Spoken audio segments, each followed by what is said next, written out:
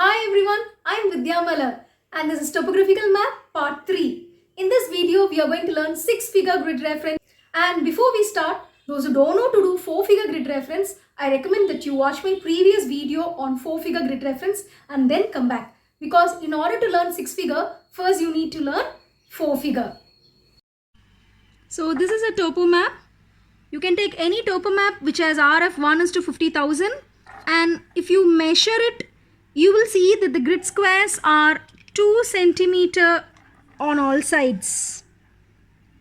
Okay, so in order to learn 6-figure grid reference easily, I have drawn a rough grid. So this is the rough grid I'm going to use to teach you 6-figure grid reference, and you see I have drawn this grid in such a way that it is 2 centimeter on all sides, just like our topographical map.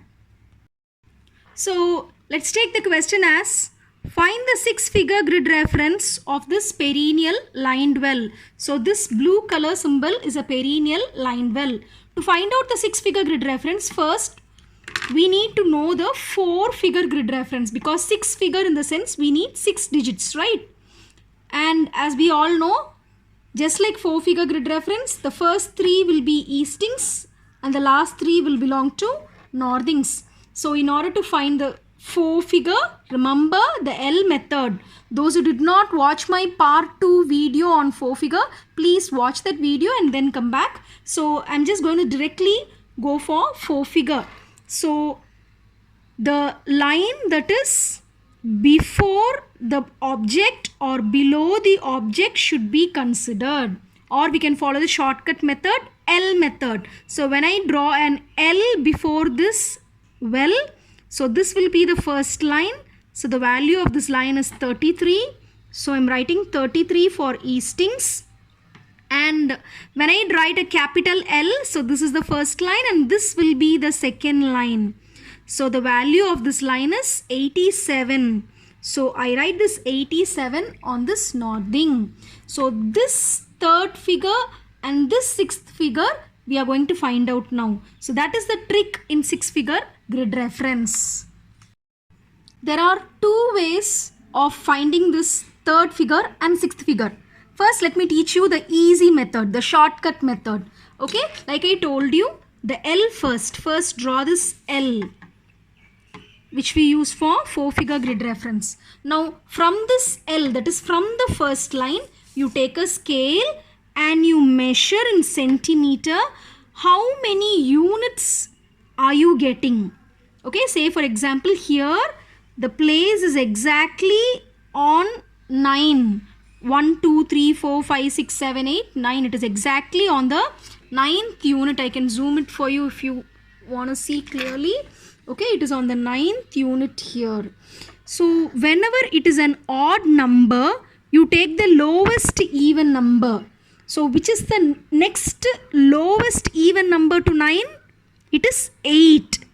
So 8 should be divided by 2. When you divide 8 by 2, it is 4. So that will be our 3rd figure. Understood? So say for example, if you get 6, you can directly divide 6 by 2, which will be 3. But here, as we got 9, I'm taking the lowest even number, which is 8, and I'm dividing it by 2 to get this answer. Okay?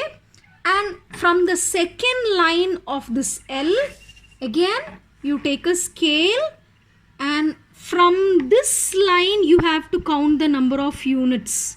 See, I'm keeping it like this. So 1, 2, 3, 4, 5, 6, 7, 8. It is exactly on the 8th line. So it is 8 divided by 2 again. So we get 4. So both my easting as well as the northing, the 3rd digit as well as the 6th digit is 4. Now the very same one, I'm going to teach you the actual method. Okay, in order to calculate using the actual method, you have to take a scale and you have to keep in the centimeter side and divide them into 2 units each. So let me divide them into 2 units. That is, after every 2 unit, you keep a dot like this. Okay, it's a very minute work. After 2 units, you keep a dot like this. Like that, you keep dots on all 4 sides. Let me finish it off and show you. See, like this I have taken 0.2 on all sides. Now I'm going to join these lines like this. Be as accurate as possible. Use a sharp pencil. Let me finish. Now this is how our grid looks after completing all the lines. Now what I'm going to do is, remember this L. So remember, this is the origin 0. Just like you do in graph work, the southwest corner should be 0. So considering this as 0, you write the numbers as 1, 2, 3, 4, 5, 6, 7, 8, 9. Okay, same way from the 0 you write towards the north. Okay. 1, 2, 3, 4, 5, 6, 7, 8, 9. Okay, now just like we do 4-figure grid reference. Okay, we have got the grids now. So this perennial line well is exactly on this line. Okay, which is 4. So you have to first consider this L. Okay, right? So first is this 4. Okay, so we write 4 here, the easting. And then we measure from the bottom, from this line. So from this line, it's again here on this line. So it is 4 here. So you write 4 here. Okay, so whichever method you follow, the answer will be same. However, this method is very tedious and very difficult to sit and draw grid lines like this in the exam. So it's better that you follow the shortcut method. Now let's learn 6-figure using this map extract. I'm going to do only shortcut method and not the actual lengthy one. So let's find 6-figure grid reference of this temple.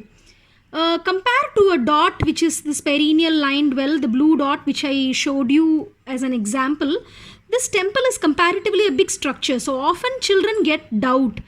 Should we take the bottom of the temple or top of the temple or middle? It is actually the middle of the temple. Okay. So first let's find the 4-figure. So this is our L. Now when I show this, children don't get confused with this black line. Grid lines are always red in color. These black lines are actually longitudes.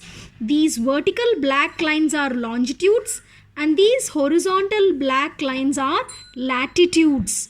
Now we need grid numbers only for calculating 4-figure and 6-figure. So let's first find the 4-figure. So this is our red color line. So let's draw the capital L here. So this line is 64. You can see 64 here. So we are going to do 6 figures here. So the first 3 should be easting and then the next 3 should be northing. So this is 64. So let me write 64 first. And this is the capital L. To complete the capital L, this is our next line. Okay, I am drawing the L enclosing the temple. Okay, so this line is 33. So write 33 here. So we have to find the 3rd figure and the 6th figure. So let's find using a scale.